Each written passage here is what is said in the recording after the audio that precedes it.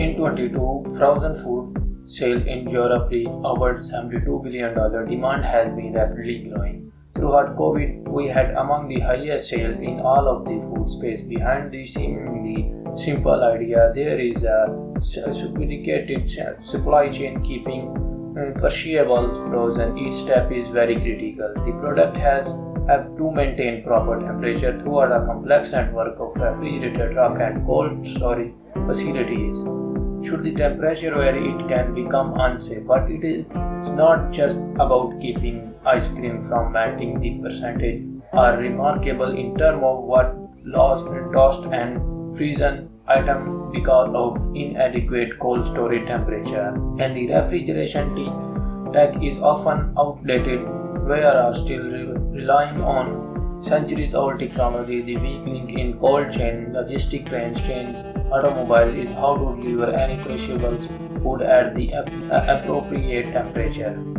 Major players in the global frozen food market include privately held Cargill, Nestle, General Mills, and Unilever. So the consumer are buying more frozen products. It's going to require more storage capability and a more efficient supply chain. The perishables are possessed to profit, and so are those investing in really cold properties. Supply chain issues are and labor challenges have not really gone away in the food industry. Where's the staff? Without resilient supply chain infrastructure, the growth and safety of the massive $265 billion global frozen food market is at risk. Can cold storage supply chain keep up the frozen food demand, which Europe household demand purchase frozen food at least once a year? Since 2020, sales have grown by 23%, according to the American Frozen Food Institute. When COVID happened, when supply chain everything got shut down, you say a huge spike in frozen food, sometime 30% to 50% year-over-year basis. Frozen food demand was supercharged during the pandemic in US, bringing in over $65 billion in 2020. The pandemic it taught consumers to invest deeply. Buying frozen foods were some of the best-selling items during the pandemic, since they can be really stored up for a long period of time.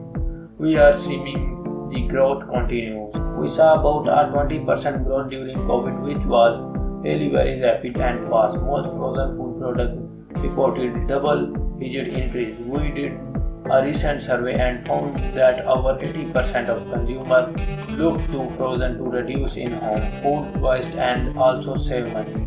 The main driver is cost. What can consumer afford? A great study by Kernel that looked into how much waste the average consumer has between both and frozen. And what they found was with frozen food, you are 5 times more likely and not be counted food waste.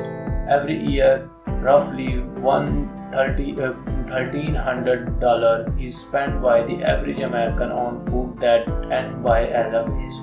Cargill produces enough protein to feed 170 million people around the world, so that enough to food the entire country of Bangladesh every single day. The frozen category really seeming things like variety meats more likely to be purchased frozen. At the end of the day, it's about that 4 p.m. dinner tonight decision, right?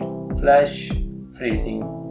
A great variety of dinner is promised. The dinner is packed and ready to sub-zero storage. The industry has come a long way since the 1930s, when the Clarence Birdie pioneered a flash freezing technique that better preserve food. Before then, the market was now for tasteless and tasteless products. Quick freezing is one of the newer ways of keeping foods, meat, fruit, vegetables, even consumer over. I am sorry that I already have a frozen food. Man, in the 1950s and 60s became the golden age of food freezing. Birdie's Hawaiian style international vegetables, that flash freezing technique is still how a lot of frozen food are made today, particularly with mechanical freezing. Think frozen plates are conveyor belts for contact freezing on the air blast method, which is one of the oldest and commonly used. That when cold air fills a room of food to freeze it. Freezing technology really has not gained leap and bounds.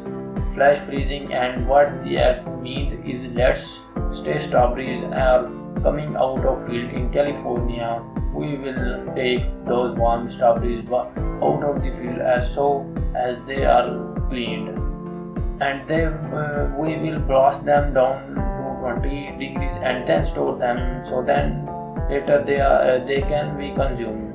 The air blasting technique also utilizes individually quick freezing, aka IKF. IKF, what it does is it freezes individual pieces of food, and they does two things. One, of the speed of the freezing help reduce the size of the ice crystal, so it help preserve the integrity of the food when it's thawed up or cooked. You want to freeze at the peak of freshness, and that is really an aspect that whether you look at meat or vegetable, a lot of industries have really focused on communicating that message as well. The other way food can be frozen is cryogenic freezing. It uses liquid nitrogen or carbon dioxide to get extremely low temperature quickly, but it can be more expensive or companies to invest and switch to cryogenic techniques plus the cost of nitrogen added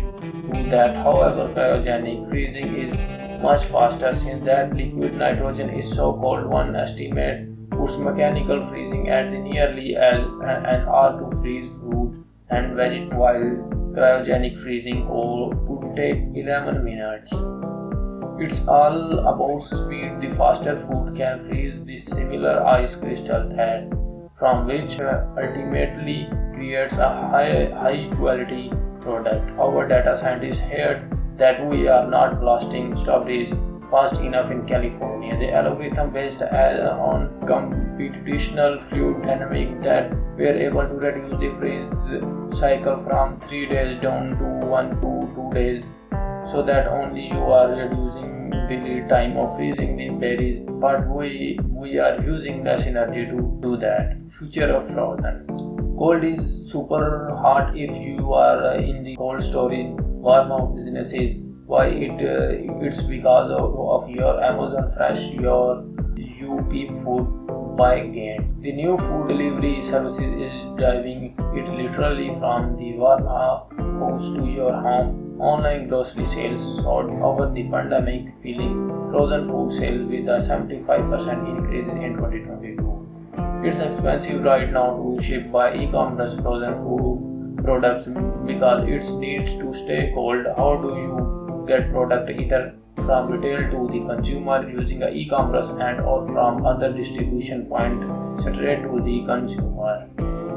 While that will be convenient for a consumer, it makes warehouse management a nightmare, so much so that now in almost every case retailer lost almost $30 in an online grocery delivery. Photonic development and an end-to-end cold chain solution, not just hardware that included activity, refrigerate and frozen goods, but also the lot connectivity that allows that consumer to exactly where their order is from minutes it was placed to the time that they pick it up.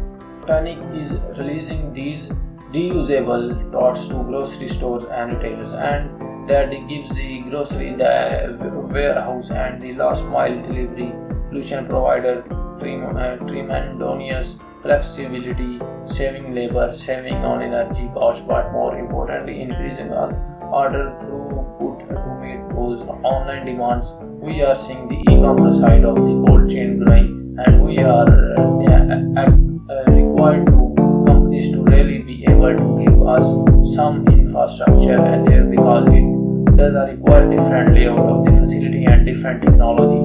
And while the number of households buying online leveled out in 2022, but continued to grow as well the frequency of order and the money spent per order. The pandemic surge in frozen food consumption has shown staying from purchases in store to online order. It does not see changing it all. Be able to not only feed yourself but feed yourself something that it does not pay to us to cook. sector as well. That driving frozen food sale, I like to call its continuous. So when you think from a consumer standpoint, it's the large and ability to give me or do it for me, and frozen food can really play in all three of those spaces. Between the demands growth, retailers engagement, and industry innovation, the frozen food market is looking strong